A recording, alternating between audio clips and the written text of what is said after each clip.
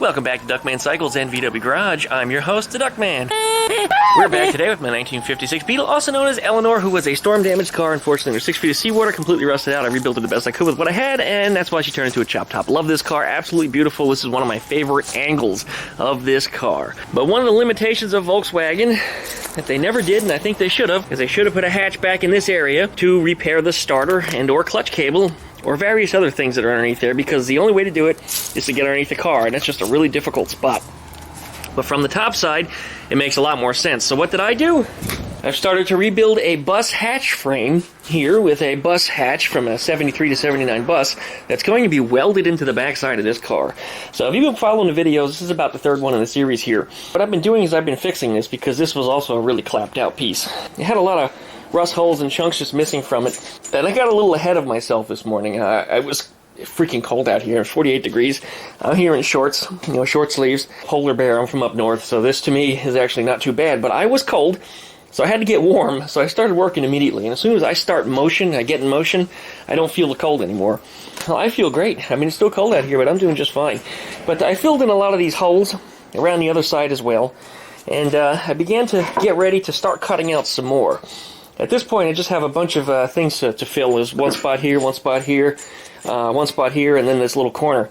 And then this patch should be ready to go in the car. I'm going to have to figure out, once I've got that cut, how much of the car I need to cut up. But first, the body needs to come off of that. That's going to be a separate video. You guys have seen me do that before. But before I get into anything else, please like, comment, subscribe. Pluck that little dingle belly that you see down there next to the subscribe button. That way you get updates every time I upload a new video. And don't forget to check out Duckman Cycles VW Garage over on the Facebook group page. And check out duckshit.net right up here in the corner. That's my Patreon page. And I'm accepting any donations that you can because I'm trying to upgrade some of my photography equipment. And YouTube doesn't pay me a whole lot of money. But what I've been doing with that money is I've both been investing into tools to work on these projects, and I've also been working on getting new photography equipment. And I'm trying to make some better videos so they're a little, more stable, less shaky, and trying to get some better angles, clever lighting, trying to make things just look really cool. And I think I can do that with some better photography equipment. So if you're interested in becoming one of my Patreons, hit up duckshit.net. So please throw me a bone up there at duckshit.net. I really appreciate it. So let's go ahead and roll that intro.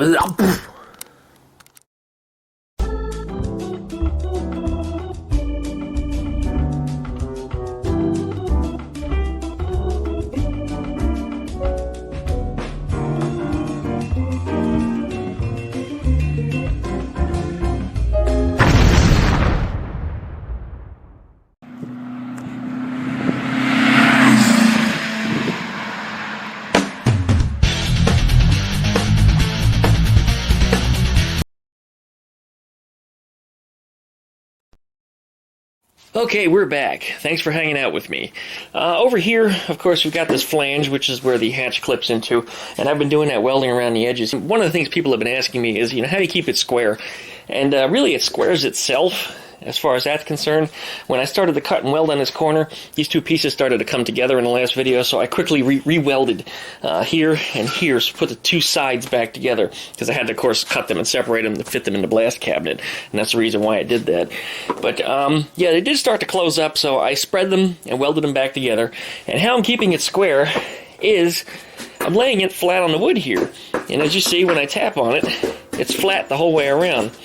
So it's not actually moving, so I'm keeping it just level to that surface, or parallel to that surface.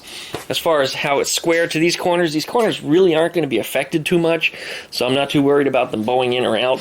It's one of the reasons why I haven't cut this down yet, because if I cut this down to really thin, approximately to what it's going to be when it's in the car, it's going to be more likely to bend or twist up. But because this is so thick, not going to be quite so likely to bend or twist or malform while it's being heated.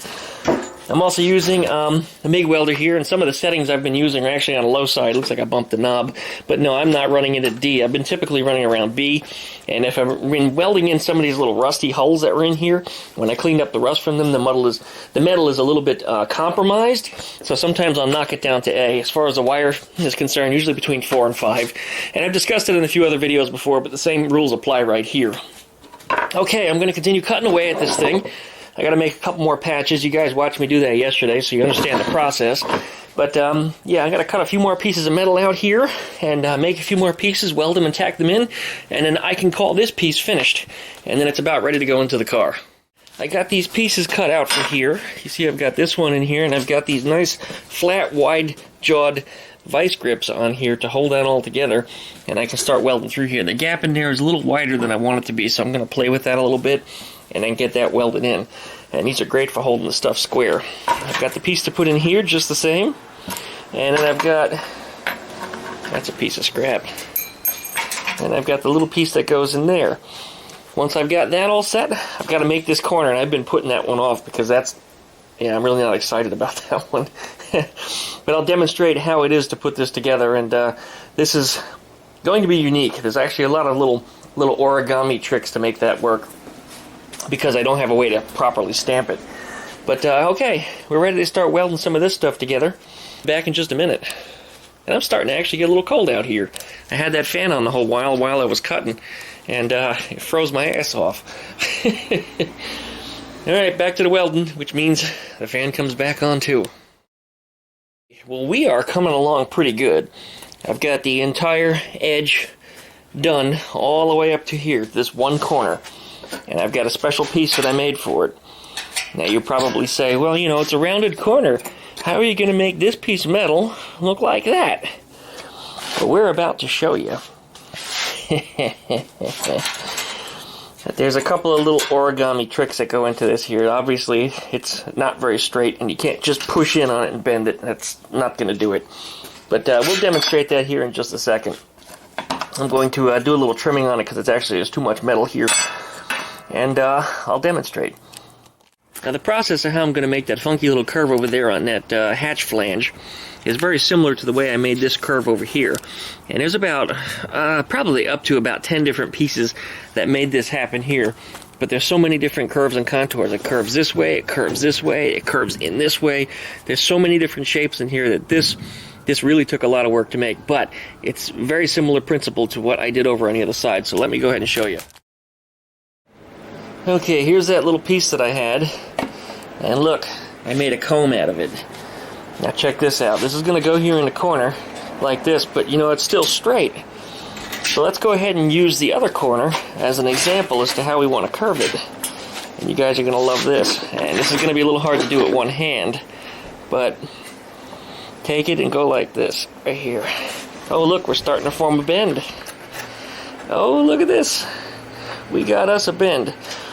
You guys get the drift, but what I'm going to have to do in here is I'm going to have to use two hands to do it. Although, you know, technically, since I usually hold my camera when I'm working, I guess I built the entire car with one hand. I can actually claim my fame on that one. Well, anyway, I just forced this thing here in the corner with one hand, and that seemed to get the bend almost to where it needs to be. So you can see what's been made here. And then this is going to get cut and grafted into here. I'll have to do a little bit of trimming, but there's our curve. Pretty clever, huh? There's really not too much to it. And like I said, that's how I built that back corner on those windows. And a lot more bending than this. This was actually very simple by comparison. Very, very simple. Well, that sucker pressed right in there, no problem.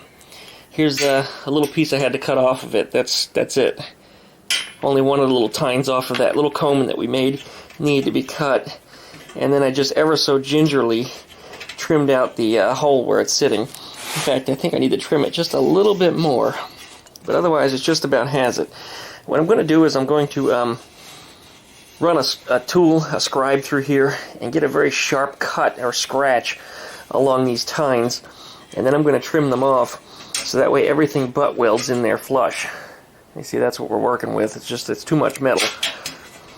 Little delicate things like this can be real fussy. Some people have a real hard time with it. And I've been putting this off expecting it to be harder, but it actually turned out this wasn't too bad. Okay, and that's what it looks like from the other side. So, when I'm done with it, it'll look factory or pretty close to factory. It might be not perfectly flat, but a little bit of sanding will clean it up. Okay, let's go ahead and get to cutting and doing some welding here, and I'll be back in a minute to show you what it looks like in the end. Okay, we are, I would say, about 90% complete with this thing. I mean, once again, we've got a complete flange the whole way around. There are some places, like right in here, that still need to be welded. I just didn't finish it. Need to get in here too, is another spot. There's a few more places I need to run around here yet and just weld in, just to finish my work.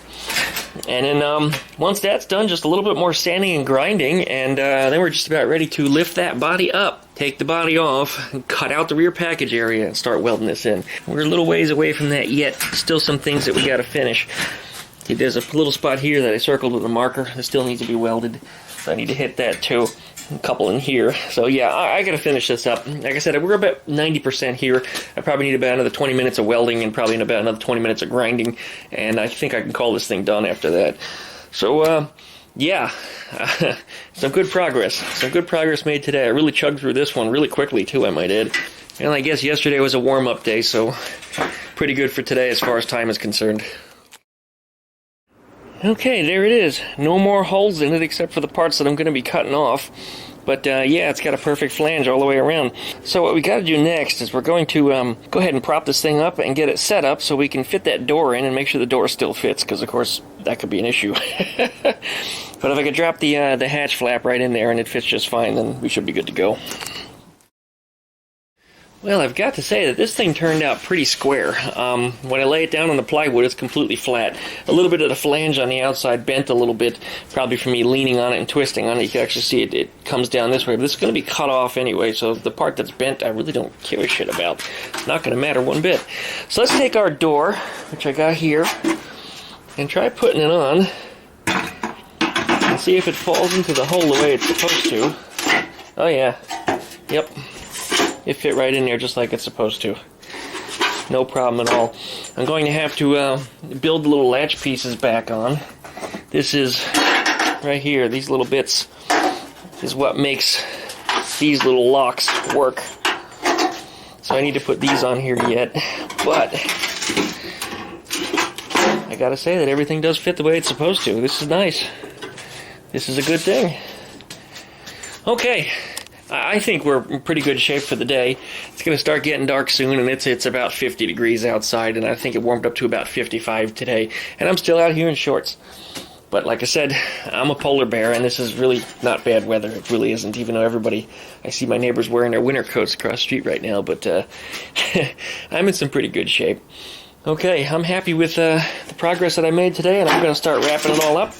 So thanks for watching. Make sure that you like, comment, and subscribe. Pluck that little dingle belly down there next to the subscribe button. That way you get updates every time I upload a new video. And don't forget to join Duckman Cycles and VW Garage over on the Facebook group page. There's always a discussion on whatever it is that I'm working on, whatever it is anybody else is working on, whatever it is anybody wants to ask a question about that maybe they didn't see in one of my videos and maybe have me cover in the future. Also up here in the corner is my website and Patreon, duckshit.net. So if you're interested in contributing a little bit to this channel to help me get some better video equipment and maybe even to have somebody that does my filming and editing for me. You know, of course, that's going to cost me some money, and that's what I've been doing with my money that I make here on YouTube, is trying to make better videos, and I'm doing the best that I can. Really, I am. I have to work all the time, and I always get called into work, so sometimes my videos are pretty sparse, but when I'm not busy, I'm making videos. So there's Eleanore one more time. Eleanor's going to bid everybody a good night, a good evening, and stay warm. It's going to be a cold one for you guys up in the northern states. And Canada, for certain. Well, it's always cold in Canada. It's cold in Canada even in July. But thanks you guys for watching. We'll see you next time. Here's all the little pieces that I cut off of the hatch flange. And it's amazing how little I cut off and how much work went into replacing this with actually whole pieces. You can just see the cracking and the severe rusting. You know, that thing was a mess, and I put a lot more work into it than it was worth. I mean, I probably could have bought another one for about $150, $200, but I put in way more work than that into it.